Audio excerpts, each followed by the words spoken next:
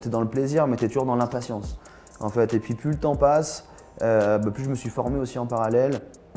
Plus tu commences à comprendre un peu les mécanismes du corps, plus tu commences à comprendre que ta prog, elle met un certain temps à faire effet. Où est-ce que tu te situes maintenant et où est-ce qu'on peut être dans potentiellement, et c'est là où je vais être brutal, dans 12 mois, 18 mois, 24 mois en fait. Et c'est là en fait où tu fais comprendre aux gens que ça prend du temps. Dès qu'on a une mauvaise récupération, on a potentiellement moins de zones où on peut travailler, sachant que forcément, plus on avance dans notre programme, quoi qu'il en soit, plus notre entraînabilité réduit. Ce Covid a poussé les entrepreneurs, coach fitness, à se dire il y a deux solutions en fait. Soit je continue à rester entêté et puis je fais pas de fric parce que de toute façon, j'ai pas moyen d'en faire. Ou soit je trouve une solution. Alors forcément, tu as ceux qui rebondissent et puis tu as ceux qui coulent.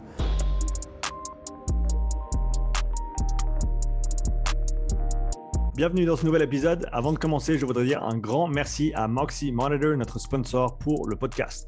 Grâce à Moxy et leur soutien, tu pourras dès maintenant regarder les nouveaux épisodes du podcast enregistrés en anglais avec les sous-titres en français sur YouTube. Pour ceux qui ne connaissent pas encore le Moxy, c'est un appareil qui utilise la technologie de la spectroscopie au proche infrarouge, ou NIRS en anglais, pour mesurer la saturation musculaire en oxygène et le volume sanguin en temps réel. C'est un capteur non invasif qui se place sur la peau et qui peut être porté pendant tout type d'entraînement ou activité sportive.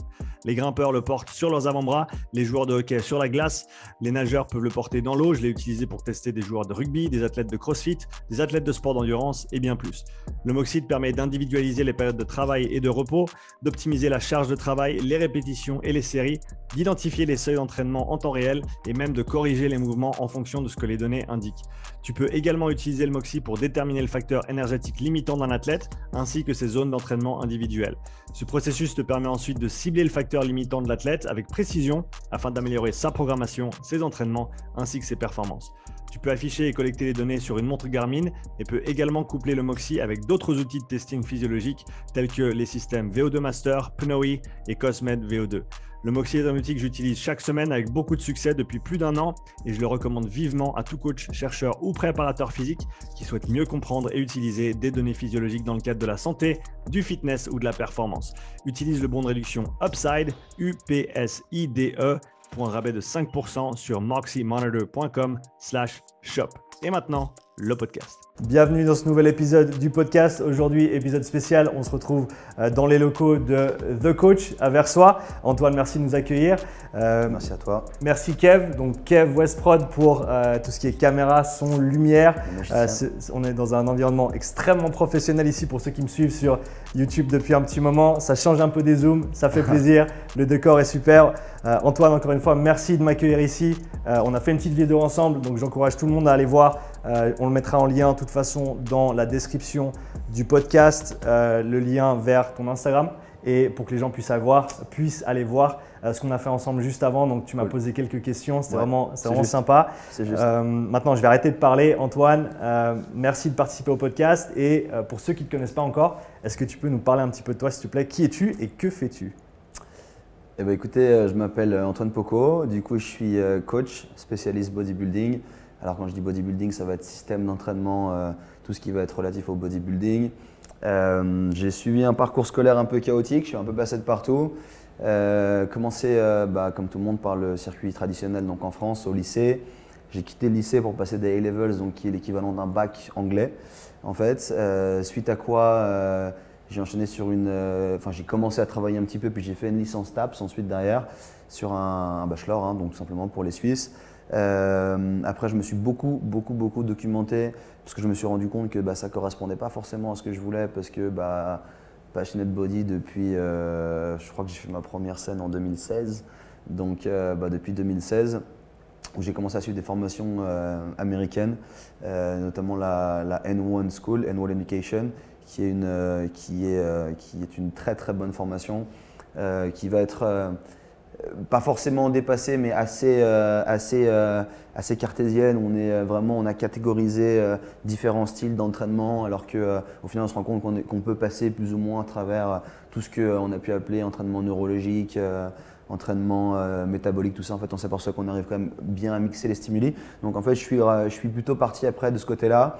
Et puis maintenant, je suis moi-même mentoré du coup par The Muscle Mentors, qui sont des préparateurs très connus en Angleterre, où je redécouvre des nouvelles façons d'entraîner. Donc voilà, grand fan de bodybuilding, de tout ce qui va être physiologie, du corps humain et système d'entraînement. Voilà, pour faire bref. Qu'est-ce qui t'a attiré dans le bodybuilding au départ? Alors ça va faire cliché, ce truc que tout le monde raconte. Au début, on n'a pas forcément trop confiance en soi, dans son corps, on veut gagner un peu de masse musculaire. Je l'ai jamais fait pour les filles, je l'ai juste fait pour le kiff, clairement. En fait, ça a commencé parce que je me suis cassé un bras. Je me suis cassé un bras en moto, en fait. Et je me suis retrouvé avec vraiment un corps de lâche, voilà, un corps de canne à pêche. Et je me suis dit, ok, il faut que je fasse quelque chose. Du coup, je me suis mis un petit peu à la musculation. J'ai vraiment kiffé ça. Je faisais beaucoup de tennis en fait à l'époque, donc un niveau quand même très correct, national français. Donc je me débrouillais quand même très bien. Et ensuite, en fait, j'ai gentiment dérivé vers la muscu parce que j'allais avec les potes, c'était cool. Tu sais, tu commences à avoir des gros bras, tu es content, tu es à cet âge-là, tu réagis bien. Donc j'avais quoi? J'avais 18 ans, 17, ouais, je viens d'avoir 18 ans, donc tu réagis bien. Et puis en fait, petit à petit, j'ai voulu comprendre ce que je faisais. Petit à petit, c'était déjà notamment au niveau de la nutrition. C'était le début un peu du flexible dieting. Je me souviens, il y avait les mecs de LOA Gear qui étaient Matt Auguste, Yuki Lavado, Jeff Sed à l'époque. C'était eux les premiers là, Alan Gabay aussi en Allemagne, qui commençaient à parler un peu de la nutrition. Donc tu sais, ils parlaient de macros, etc. Moi, je disais où est-ce que je les trouve, comment je les calcule. Je pétais les plombs, tu vois. Je tapais sur Google de partout. Je voulais savoir ce que je mangeais parce qu'en fait, avant, j'ouvrais le frigo, j'avais la dalle, je prenais ce qui passait et puis voilà. Et en fait, j'ai commencé à emmagasiner un petit peu de savoir. Du coup, j'ai dit, ok, ce que je veux maintenant, c'est connaître un peu plus de trucs. J'ai découvert Fit. D'ailleurs, on est chez eux maintenant, dans leurs locaux, c'est nos partenaires, ou on est les leurs, hein, je ne sais pas trop. Et en fait, j'ai fait Fits Pro aussi à ce moment-là, vraiment à titre personnel parce que je voulais apprendre en fait concrètement qu'est-ce qui se passait dans le corps humain, comment ça fonctionnait. On ne va pas se mentir, comment je peux avoir des plus gros bras, je me disais des trucs comme ça aussi. Donc vraiment, ça a été beaucoup de connaissances au début. J'étais peut-être un petit peu trop jeune encore pour vraiment en faire mon métier, à mon avis, puis pas assez crédible. C'est quand tu as, parce que j'ai fait ça en parallèle avec My Levels, quand tu as 17-18 ans, t'es pas crédible. T'es pas crédible. Je veux dire, je dis à n'importe qui, si demain tu vas voir un coach et qu'il a 17-18 ans, tu te dis peut-être, ouais, c'est pas forcément le coach dont j'ai besoin. Sachant, vu les prix du personal training, tu as envie de prendre quelqu'un en général de plus expérimenté, avec une carrure un peu plus solide. Et du coup, ça n'a pas été un franc succès, honnêtement. Et puis, j'ai continué mes études en fait tranquillement. J'ai bossé un petit peu à gauche, à droite. J'ai continué à beaucoup lire de revues, à beaucoup me documenter, vraiment sur la musculation. Hein. Clairement, c'était vraiment le truc qui m'intéressait le plus. Et puis, jusqu'à ce que j'en fasse ma spécialité, quoi. Voilà. Depuis que tu t'es vraiment immergé dans le monde de la musculation, ouais.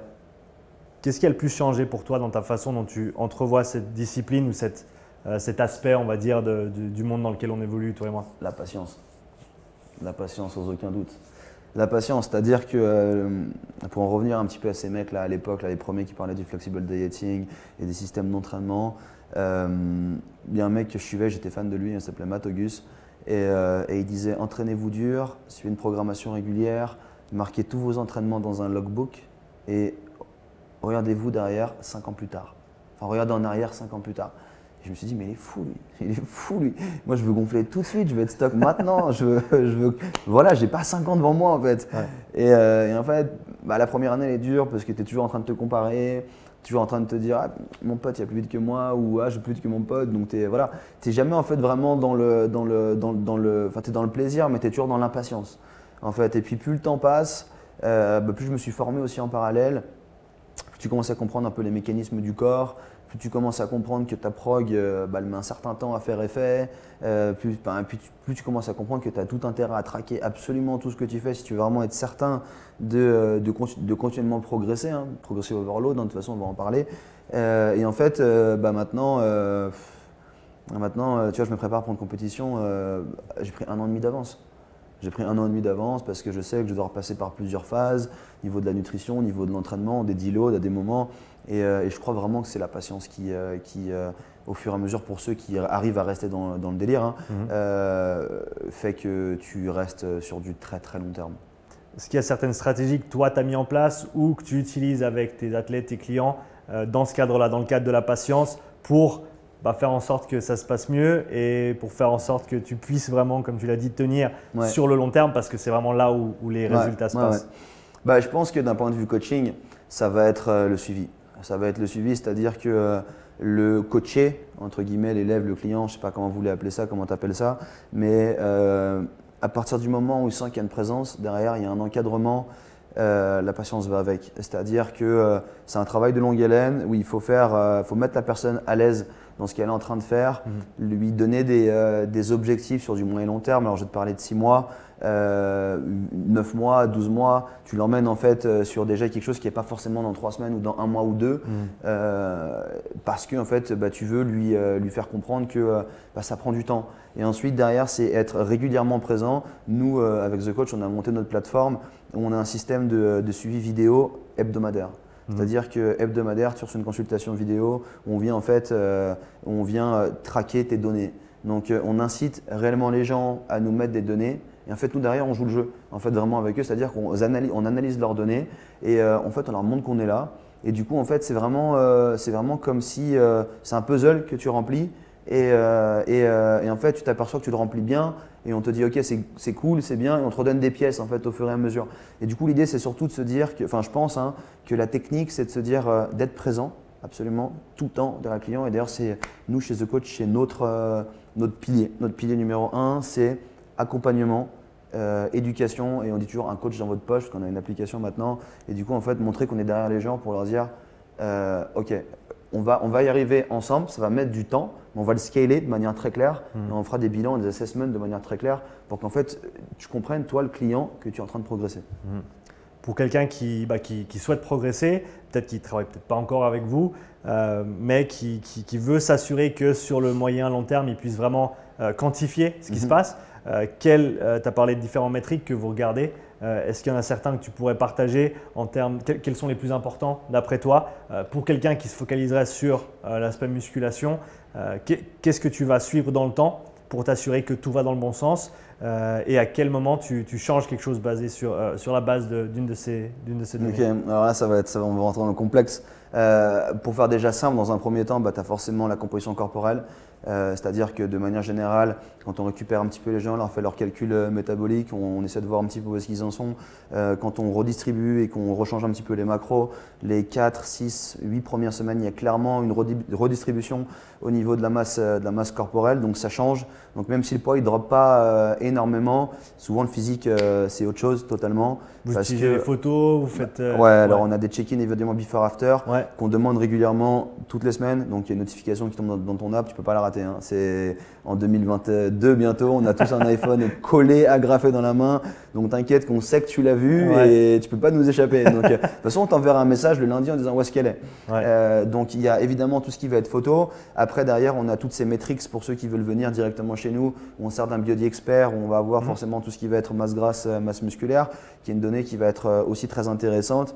Et après, si on doit rentrer un peu plus deep dans la programmation, une fois qu'on a moi ce que je vais appeler un organisme sain, donc dans la programmation, moi j'aime bien appeler ça de l'hypertrophie métabolique, c'est-à-dire que tu auras forcément une hypertrophie parce que de manière générale, quand tu es dans un système, je vais prendre basique et un peu bidon, 8-12, et que derrière tu mets de la charge dans sous tension, il y a des tempos, et puis que tu designes assez bien ton programme, il y a forcément un mécanisme d'hypertrophie. Mais ce que j'aime bien, c'est de me dire que je vais te faire un bench, dans un superset, te mettre une récup, forcément pour ne pas aller trop taper non plus dans toutes les réserves, notamment au niveau du foie, puis t'envoyer sur un squat, par exemple. M'assurer que déjà ta fonction cardio ne soit pas un frein plus tard quand on te fera rentrer dans un gros leg day. Et en fait, c'est juste ton cœur qui fait que tu n'arrives plus à envoyer des squats. Donc l'idée, c'est je te mets déjà en bonne position à cet endroit-là. Cellulairement, on fait aussi en sorte que tes mitochondries, justement, elles soient prêtes à recevoir de l'énergie et à en sortir. Donc vraiment qu'on ait cette zone d'échange qui fonctionne le mieux possible. Et ensuite, derrière, on te met sur un programme qui est déjà beaucoup plus spécifique. On va derrière, on a déjà du coup fait un écrémage, notamment au niveau de la composition corporelle. On a vu à travers les 6-8 premières semaines comment ton corps se découpe. Et là, on dit, OK, peut-être que pour toi, dans le bodybuilding, faudrait qu'on construise quelque chose pour venir harmoniser ton corps, venir plus travailler dans cette zone, par rapport à ton objectif aussi.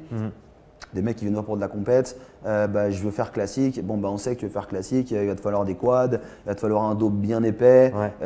Les pecs, c'est pas forcément, contrairement à ce que tout le monde veut avoir, c'est pas forcément le truc qui va être le plus demandé. Les épaules, on va aller chercher l'arrière d'épaule.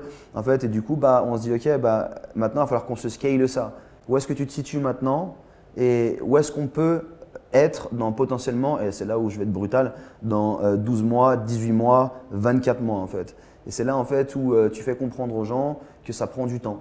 Et du coup, en fait, on commence à construire notre système d'entraînement et après, on a des métriques qui sont beaucoup plus précises où pour savoir quand est-ce qu'il faut qu'on deload, je vais te poser des questions comme ton niveau de motivation, combien de fois tu vas aux toilettes, est-ce que tu as des gaz, quel est ton niveau de cognitif le matin au réveil, combien d'heures tu as dormi, après des données plus tout ce qui va être gut, est-ce que tu es ballonné, est-ce que tu manges assez de veggies, les toilettes comme je t'ai dit. Après il va y avoir aussi est-ce que tu te sens motivé aujourd'hui. En fait on a beaucoup de choses comme ça qu'on va commencer à poser comme question et on s'aperçoit que quand cognitivement tu te réveilles le matin et que tu dis je suis pas prêt à faire une multiplication, c'est que déjà tu as le système nerveux qui commence à tirer la gueule. Alors on regarde pourquoi est-ce qu'il tire la gueule. Est-ce que ça fait longtemps qu'on est dans le programme? Est-ce que tu dors de manière régulière? Est-ce que tes cycles circadiens sont bien réglés? Et en fait on essaie gentiment de faire en sorte que tout se mette dans le green. On a des templates en fait où c'est noté de 1 à 5 et puis tu es soit vert, soit orange, soit rouge. En fait, donc tu notes un petit peu tout ça et dès qu'on voit que tac, on a des petits voyants orange et rouge qui s'allument un petit peu de partout, ok, peut-être qu'on te fait une deload, on te sort une top set, on te laisse sur une back-off, on te laisse tourner comme ça pendant un mois, on vérifie que tu remets tes metrics dans le vert et puis on te renvoie, on te remet sur de nouveau un blast, j'aime bien qu'on appelle ça un blast, où on pousse un peu plus fort et puis on te remet dans une charge progressive où toutes les 2 semaines, 3 semaines, on appuie un peu plus fort pour être sûr que tu construis du tissu, quoi. Voilà, en parlant de construction de tissu, comme tu l'as très bien dit ici, est-ce que tu peux renforcer ou peut-être développer sur l'importance du sommeil, l'importance de l'environnement, l'importance des niveaux de stress ou au contraire peu de stress? Quel est l'impact de toutes ces choses sur ta capacité à créer du tissu, à développer du muscle et à vraiment atteindre ces objectifs après lesquels les gens courent un petit peu? Dans les environnements qu'on peut appeler des environnements qui sont stressants, il y a forcément déjà l'entraînement, mais c'est du bon stress, c'est du stress qui va forcément engendrer adaptation, donc on en a besoin. Donc l'idée c'est de se dire que quoi qu'il en soit, c'est un stress qu'on veut, mais duquel on veut sortir le plus rapidement possible aussi derrière pour se remettre dans ce qu'on appelle de l'homéostasie.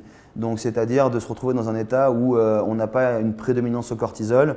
On sait que dès qu'il y a du stress qui est là, on a une libération de calcium qui va apparaître dû à l'entraînement, ce qui va envoyer des triggers à l'insuline de dire ok, j'arrive.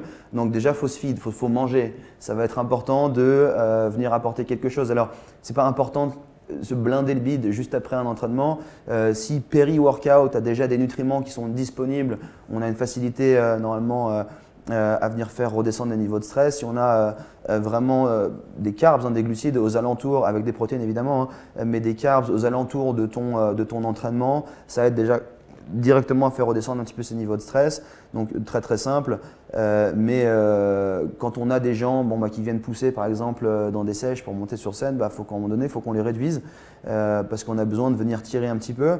Et là, on commence à créer des environnements qui sont stressants, où on n'arrive plus forcément à sortir aussi vite de cet environnement stressant. Pardon de te couper, est-ce que les entraînements du coup ils changent beaucoup en approche de compétition quand tu es dans cet environnement stressant au niveau simplement au niveau corporel? Ouais, énormément. Ouais. On reviendra là-dessus, mais du coup je vais rester aux entraînements maintenant là pour parler de ça. En fait, plus on approche vers une compétition, contrairement à ce qu'on croit, plus on deload en fait, plus on deload parce qu'en fait on a forcément un niveau de stress qui monte du fait qu'on a une alimentation qui est moins dense, qui est moins riche, une récupération qui est moins optimale. Du coup, nous, notre approche, on en aura tous des différentes, encore une fois, elle fonctionne. Nous, ce qu'on aime bien faire, c'est que début de prep, logiquement, tu es sorti d'une période où tu as été bien nourri, on appuie fort, on commence à mettre un déficit. Moi, j'attaque fort, très très fort dans le déficit. On se fait un gros nettoyage. Derrière, on remonte un tout petit peu les calories, on cruise. On avance dedans. D'abord, on est sur 5 entraînements. 5 entraînements, ça génère beaucoup de stress. On descend sur 4 parce qu'on ne pourra plus récupérer de 5 entraînements. Si on ne récupère plus, on a trop de stress, une mauvaise adaptation, un profil hormonal où on a du cortisol qui reste un petit peu trop souvent là, un sommeil qui devient altéré, des cravings qui apparaissent de manière régulière, des performances qui sont bien meilleures. Et là, on le voit dans les métriques dont je t'ai parlé tout à l'heure où nous, on a un workout log. Donc, c'est-à-dire que ce qu'on veut, c'est de la progressive overload. Tu ne dois jamais prendre moins lourd que la semaine d'avant. Tu prends moins lourd, c'est que, ok, tu vas me répondre, j'ai une sale nuit de sommeil, ok, très bien, la semaine d'après, il faut que ça aille mieux. Donc, en fait, c'est des métriques qu'on va venir traquer. Et du coup, plus on avance vers la compétition, plus on commence à réduire un petit peu les niveaux d'entraînement parce que forcément on nourrit beaucoup moins. De toute façon, en fait, on va être dans un système où quoi qu'il en soit, on veut garder absolument une participation des nutriments et une diffusion d'énergie par la cellule. C'est ce qui va primer. Quoi qu'il en soit, on a déficit. On veut s'assurer que ce déficit il reste efficient. Donc c'est comme ça que on visualise le truc. Après, il va aussi forcément y avoir peut-être du cardio, de la dépense énergétique qu'on va vouloir rajouter, peu stressante, lisse, miss, qu'on peut appeler aussi exactement, moyenne intensité, qui nous déclenche que peu de stress, du fait qu'on ne va pas forcément chercher trop en BPM. Donc c'est toutes des maîtrises qu'on vient changer. Et du coup, pour en revenir au profil stressant, hormonaux, où la récupération peut avoir un impact qui est énorme, ça va se voir très vite. Et en fait, on va le voir sur des métriques de l'entraînement. Donc, disons que si on a l'habitude de dormir entre 7 et 9 heures, c'est ce que je vais quand même recommander, surtout aux athlètes qui veulent vraiment se présenter sur une scène et évoluer. Dès qu'on commence à emmagasiner une semaine à 5 heures de sommeil, on voit tout de suite que les loads sont moins élevés, puis on a une baisse de perf, on a potentiellement une baisse de dépenses énergétiques, une baisse de pas de cassage de tissu, mais ça va être un petit raccourci facile, mais une baisse d'hypertrophie, si je peux vulgariser le truc, et en fait automatiquement du coup une baisse de résultats. Est-ce que tu dirais que le manque de sommeil va avoir un impact sur ta capacité à atteindre des pourcentages de masse grasse qui sont bas pour une personne donnée? Clairement. C'est-à-dire que en fait, un mauvais sommeil ou un sommeil trop court, en fait, c'est clairement un moment donné où on se met potentiellement en mode off et où on active en fait un mode recovery qui va être optimal. Et moi, j'appelle toujours des paliers d'entraînabilité. En fait, c'est-à-dire que mettons que mon entraînabilité elle se trouve ici. Mon palier d'hypertrophie va se trouver là. Tout ce qui est ici, c'est une marge de progression. En fait. Et à partir du moment où je dors moins, où j'ai un sommeil qui est altéré, en fait, mon entraînabilité est moindre. Ce qui veut dire que mon palier, ma marge de progression se diminue au fur et à mesure. Donc l'idée, c'est toujours de se dire que dès qu'on a une mauvaise récupération, on a potentiellement moins de zones où on peut travailler, sachant que forcément, plus on avance dans notre programme, quoi qu'il en soit, plus notre entraînabilité réduit. Donc en fait, si on se dit qu'on n'a pas une bonne récupération, on a deux facteurs qui vont qui vont se déplacer en fait, l'un vers l'autre. En fait, au lieu d'avoir 6 semaines de progression, on n'aura peut-être que 2, on n'aura peut-être que 3, parce que on n'est pas apte à encaisser du fait qu'on récupère beaucoup moins. Je veux sortir un petit peu maintenant de ce que tu fais au jour le jour en tant que coach pour peut-être rebondir un petit peu plus au niveau macro.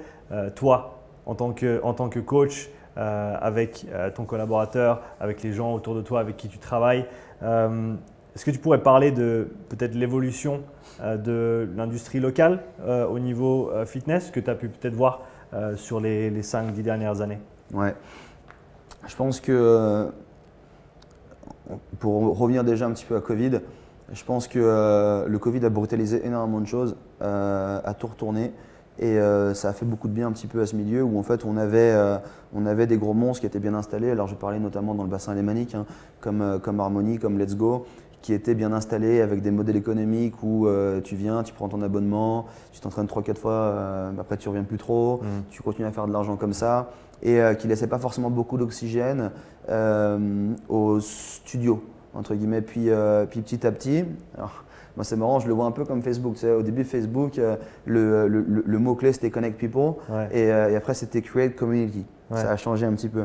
Et du coup, c'est marrant, je ne sais pas si Facebook aussi a un impact là-dessus. Du coup, on a comme des groupes, des clusters, du coup, des gyms en fait, qui sont ouvertes un petit peu à gauche, à droite, où les gens recherchaient plus un côté communautaire, peut-être aussi une sorte de déclinaison du CrossFit, je ne sais pas, qui est quand même très communautaire, où en fait, on a vu gentiment les gens commencer à délaisser un peu plus toutes ces grosses chaînes, du fait qu'elles étaient à mon avis juste peu vivantes, où on a des rangées de machines à gauche ou à droite, c'est cool, je veux dire quand tu as besoin d'équipement et tout, il y a tout ce qu'il faut, mais tu n'y retrouves quand même pas les ambiances que tu peux avoir plus familiales, où les gens en fait ont besoin de connecter vraiment de plus en plus, comme tu peux avoir dans les box, dans les choses comme ça. Donc je pense que déjà c'est beaucoup passé par là avec un petit peu avant le Covid et encore plus maintenant que le Covid, mais il y a surtout aussi le marché digital qui est en train d'exploser.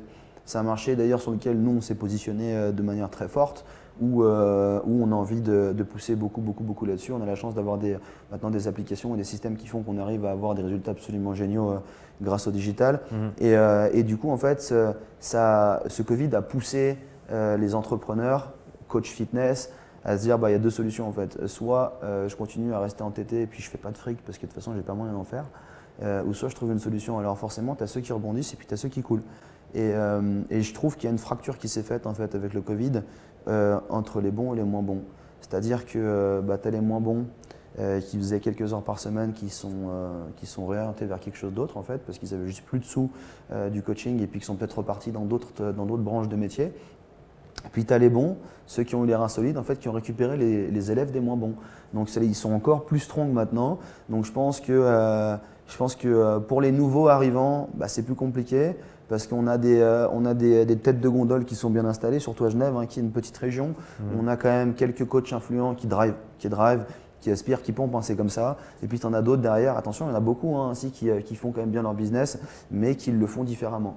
Et j'ai vraiment l'impression qu'il y a deux directions qui se prennent en fait, et puis deux types de modèles qui sont là, les coachs influents, et les box qui sont là aussi, les box, les gym boutiques, les choses comme ça. Et puis en fait, du coup, toutes ces chaînes qui se vident et puis là qui tirent la gueule. Nous, on le voit ici, les Let's Go, tout ça, parce qu'on est vraiment dans le centre. Ici, ils passent tous par ici, les managers. Donc Let's Go Harmonie, je crois qu'ils sont pas loin de mettre la clé sous la porte. J'espère qu'il n'y a pas quelqu'un de chez Harmonie qui va écouter ça parce qu'ils vont pas être bien, mais à mon avis, ils sont pas loin là. Je crois que c'est la banqueroute pour bientôt. Puis Let's Go, c'est pareil, ils n'ont pas su rebondir avec le Covid et puis ils tirent la langue là. Je pense que c'est une bonne analyse du plan général.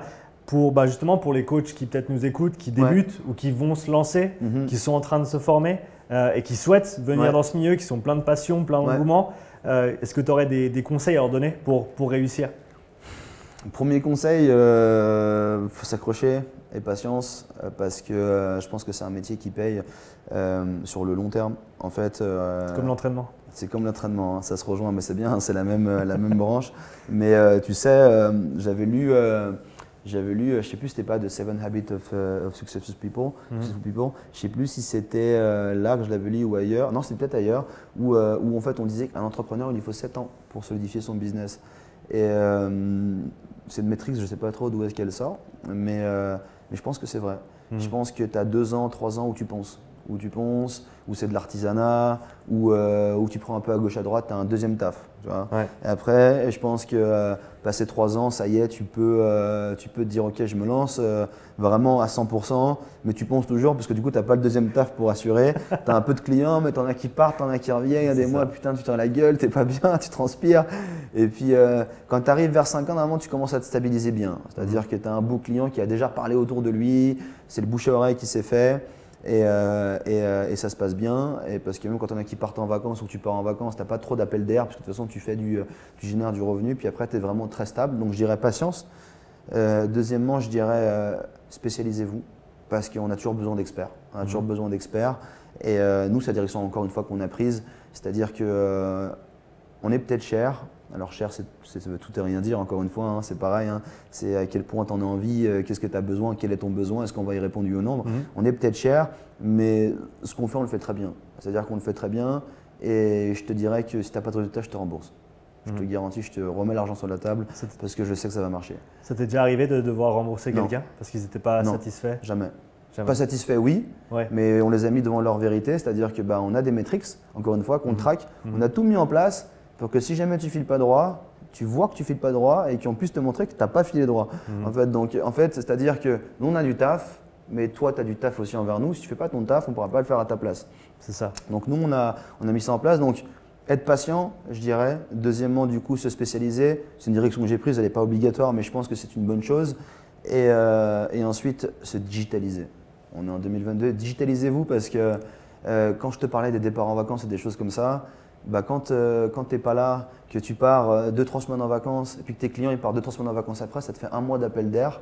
Mais si tu n'as pas un backup derrière avec un suivi online que tu peux venir assurer ou qui te ramène un cash flow de manière régulière, bah, tu peux le regretter. Donc ce seraient les 3 conseils que je donnerais.